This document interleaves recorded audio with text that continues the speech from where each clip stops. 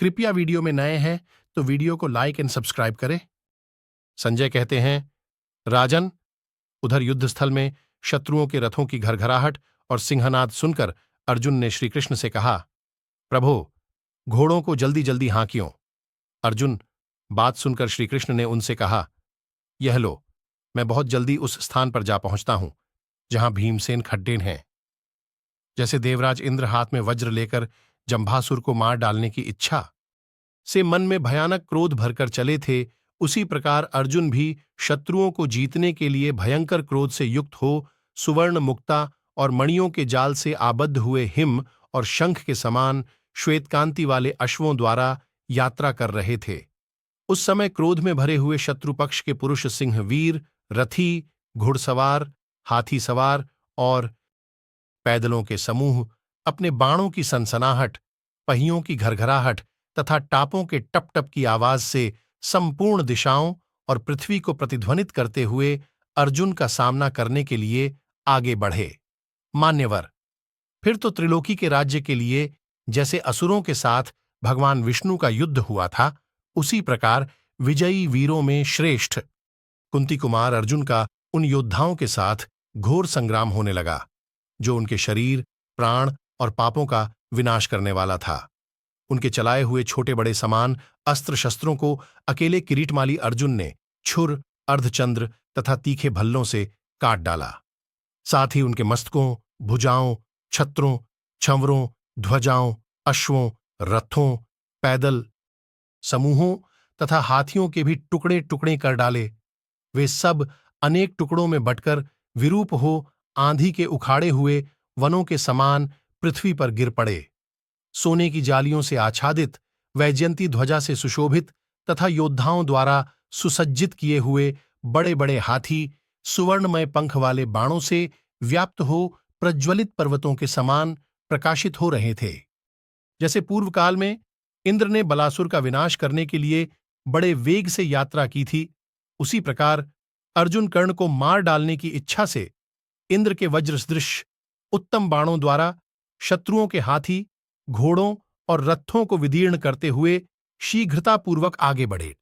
तदनंतर जैसे मगर समुद्र में घुस जाता है, उसी प्रकार शत्रुओं का दमन करने वाले पुरुष सिंह महाबाहु अर्जुन ने आपकी सेना के भीतर प्रवेश किया। राजन, उस समय हर्ष में भरे हुए आपके रथियों और पैदलों सहित हाथी सवार तथा घुड़सवार सैनिक, जिनकी संख्या बहुत अधिक थी, पांडुपुत्र अर्जुन पर टूट पड़े। पार्थ पर आक्रमण करते हुए उन सैनिकों का महान कोलाहल विक्षुब्ध समुद्र के जल की गंभीर ध्वनि के समान सब ओर गूंज उठा। वे महारथी संग्राम में प्राणों का भय छोड़कर बाघ के समान पुरुष सिंह अर्जुन की ओर दौड़े।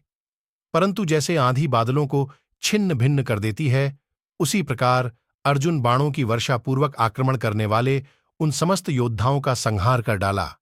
तब वे महाधनुर्धर योद्धा संगठित हो रथ समूहों के साथ चढ़ाई करके अर्जुन को तीखे बाणों से घायल करने लगे। उन हर्ष भरे योद्धाओं ने शक्ति, तोमर, प्रास, कुणप, कूट, मुदगर, शूल, त्रिशूल, परिघ, भिन्नपाल, परशु, खड्ग, हेमदंड, डंडे, मुसल और हल आदि आयुधों द्वारा अर्जुन को सब ओर से ढक दिया।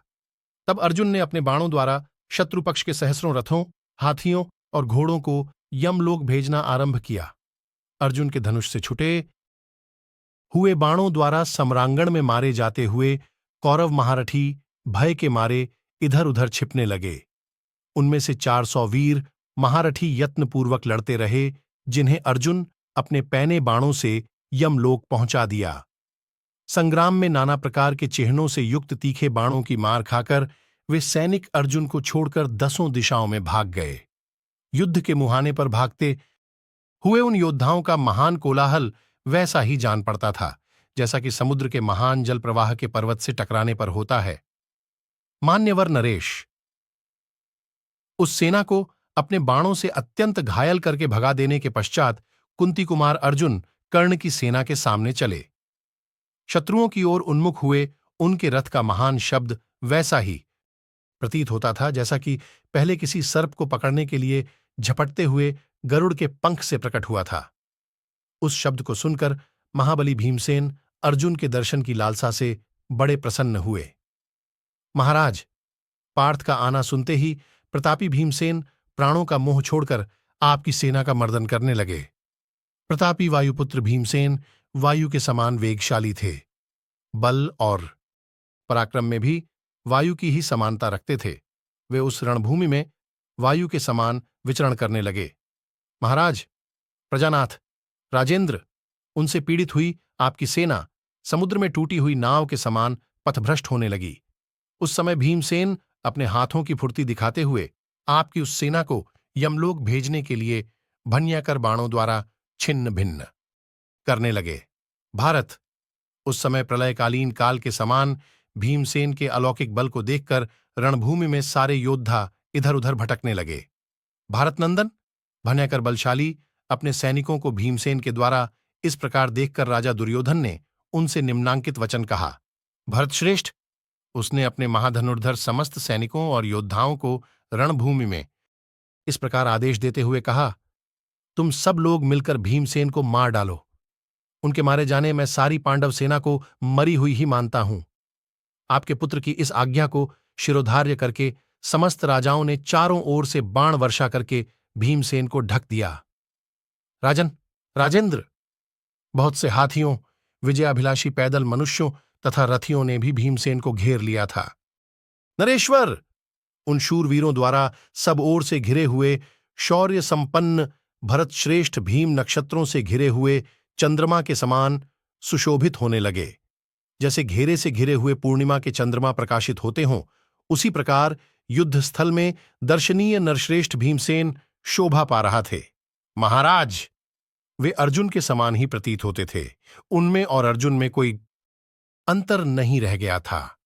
तदनंतर क्रोध से लाल आंखें किए वे समस्त शूरवीर भूपाल भीमसेन को मार डालने की इच्छा से उनके ऊपर बाणों की वर्षा करने लगे। यह देखकर भीमसेन झुकी हुई गांठ वाले बाणों से उस विशाल सेना को विदीर्ण करके उसी प्रकार उसके घेरे से बाहर निकल आए, जैसे कोई मत्स्य पानी में डाले हुए जाल को छेद कर बाहर निकल जाता है। भारत, युद्ध से पीछे न हटने वाले 10,000 गजराजों, 2 लाख और 200 पैदल मनुष्यों, 5,000 घोड़ों और 100 रथों को नष्ट करके भीमसेन ने वहां रक्त की नदी बहा दी। रक्त ही उस नदी का जल था। रथ भंवर के समान जान पड़ते थे। हाथी रूपी ग्राहों से वह नदी भरी हुई थी। मनुष्य, मत्स्य और घोड़े नाकों के समान जान पड़ते थे। सिर के बाल उसमें सवार और घास के समान थे। कटी हुई भुजाएं बड़े बड़े सर्पों का भ्रम उत्पन्न करती थीं। वह बहुत से रत्नों को बहाए लिए जाती थी। उसके भीतर पड़ी हुई जांघें ग्राहों के समान जान पड़ती थीं। मज्जा पक्का काम देती थी। मस्तक पत्थर के टुकड़ों के समान वहां छा रहे थे। धनुष किनारे उगे हुए कांस के समान जान पड़ते थे। बाण ही वहां के अंकुर थे। गदा और परिध सर्पों के समान प्रतीत होते थे। छत्र और ध्वज उसमें हंस के सदृश दिखाई पड़ते थे। पगड़ी फेन का भ्रम उत्पन्न करती थी। हार कमलवन के समान प्रतीत होते थे। धरती की धूल तरंगमाला बनकर शोभा दे रही थी। योद्धा ग्राह आदि जल जंतुओं से प्रतीत होते थे। युद्धस्थल में बहने वाली वह रक्त नदी यमलोक की ओर जा रही थी। वैतरणी के समान वह सदाचारी पुरुषों के लिए सुगमता से पार होने योग्य और कायरों के लिए दुस्तर थी। पुरुष सिंह भीमसेन ने क्षण भर में वैतरणी के समान भयंकर रक्त की नदी बहा दी थी। वह अकृतात्मा पुरुषों के लिए दुस्तर, घोर एवं भीरू पुरुषों का भय बढ़ाने वाली थी। रथियों में श्रेष्ठ पांडुनंदन भीमसेन जिस जिस ओर घुसते उसी ओर लाखों योद्धाओं का संहार कर डालते थे। महाराज, युद्धस्थल में भीमसेन के द्वारा किए गए ऐसे कर्म को देखकर दुर्योधन ने शकुनी से कहा, मामा जी, आप संग्राम में महाबली भीमसेन को मार डालिए। यदि इनको जीत लिया गया तो मैं समझूंगा कि पांडवों की विशाल सेना ही जीत ली गई। महाराज, तब भाइयों से घिरा हुआ प्रतापी सुबलपुत्र शकुनी महान युद्ध के लिए उद्यत हो आगे बढ़ा। संग्राम में भयानक पराक्रमी भीमसेन के पास पहुंचकर उस वीर ने उन्हें उसी तरह रोक दिया जैसे तट की भूमि समुद्र को रोक देती है। राजेंद्र, उसके तीखे बाणों से रोके जाते हुए भीमसेन उसी की ओर लौट पड़े। उस समय शकुनी ने उनकी बाईं पसली और छाती में सोने के पंख वाले और शिला पर तेज किए हुए कई नाराज मारे। महाराज, कंक और मयूर के पंख वाले वे भयंकर नाराज महामनस्वी पांडुपुत्र भीमसेन का कवच छेद कर उनके शरीर में डूब गए। भारत तब रणभूमि में अत्यंत घायल हुए भीमसेन ने कुपित हो शकुनी की ओर एक सुवर्ण भूषित बाण चलाया। राजन, शत्रुओं को संताप देने वाला महाबली शकुनी सिद्धहस्त था।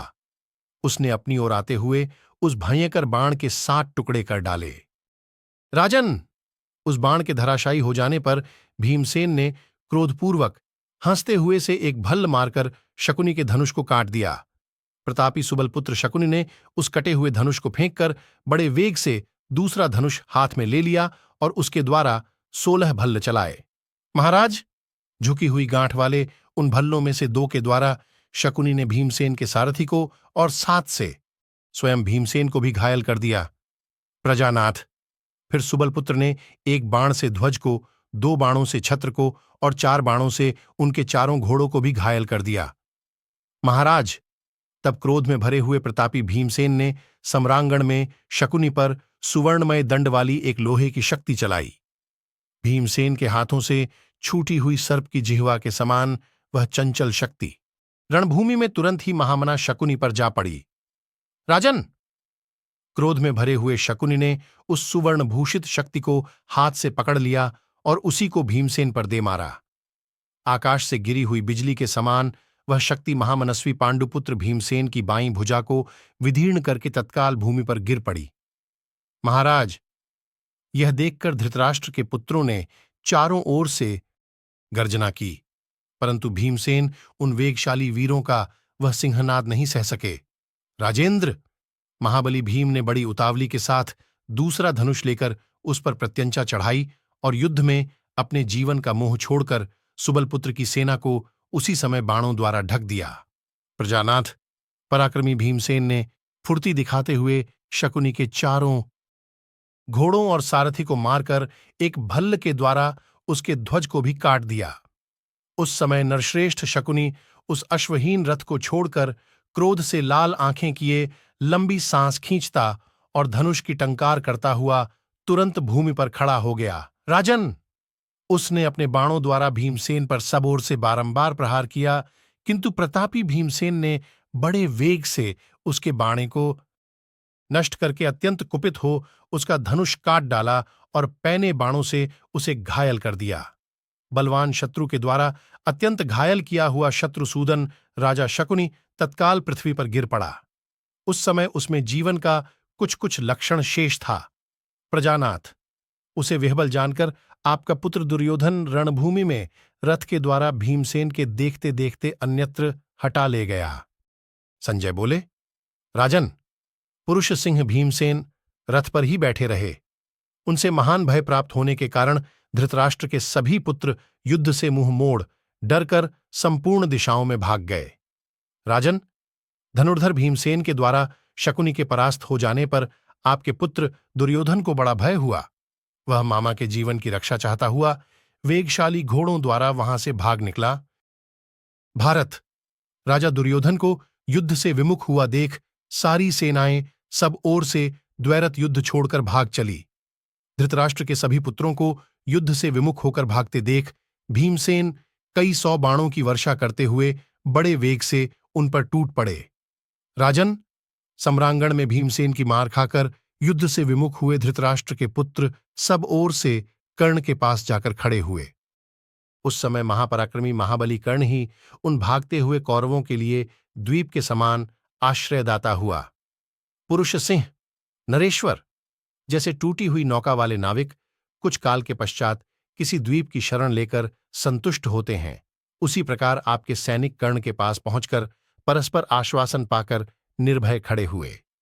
फिर मृत्यु को ही युद्ध से निवृत्त होने की सीमा निश्चित करके वे युद्ध के लिए आगे बढ़े। महाभारत की ऐसी कई रोचक कहानियां हैं जो हम आपको बताते रहेंगे। हमसे जुड़े रहने के लिए हमारे चैनल को सब्सक्राइब कीजिए। आपका बहुत बहुत धन्यवाद।